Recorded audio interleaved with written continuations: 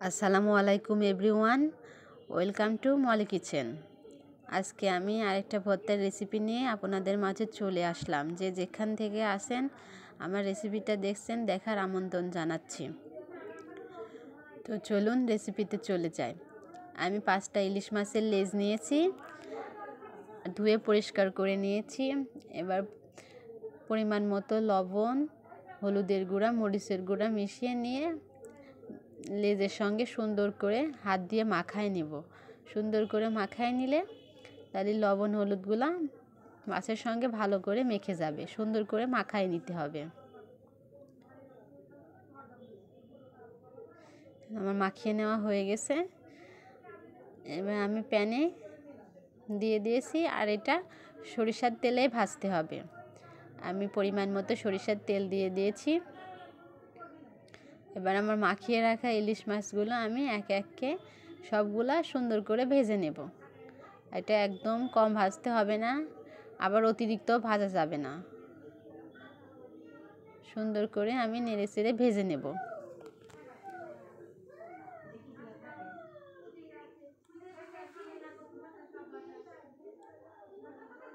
দেখুন, উল্টায় পাল্টায় সুন্দর করে আমি লাল লাল করে ভেজে নিয়েছি। এবার আমি উঠায় নেব। আর এই মাছ ভাজার একই তেলে আমি গোটা শুকনা মরিচ ভেজে নেব। আপনারা যে যেমন ঝাল খাবেন সেই তুলনায় ঝালটা দিয়ে ভেজে নেবেন একই তেলে। মরিচগুলো ভাজা হয়ে গেছে, মরিচগুলো আমি উঠায় নেব।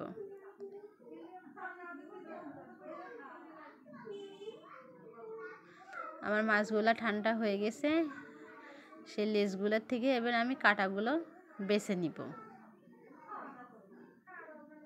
মাছের কাঁটাগুলো বাছা হয়ে গেছে আমার, আর যেগুলো অবশিষ্ট কাঁটা আছে ওগুলো সমস্যা হবে না।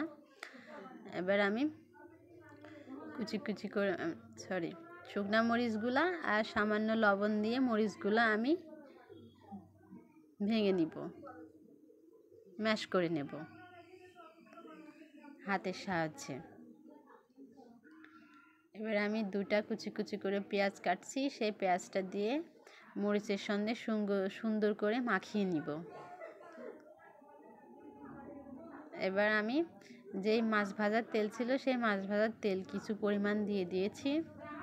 দিয়ে এবার একটু কিছু পরিমাণ ধনেপাতা দেব। ধনেপাতা দিয়ে সুন্দর করে আবার মাখিয়ে নিয়ে এবার একটু পরিমাণ সরিষার তেল দিয়ে সবগুলো একসঙ্গে মেখে নেব।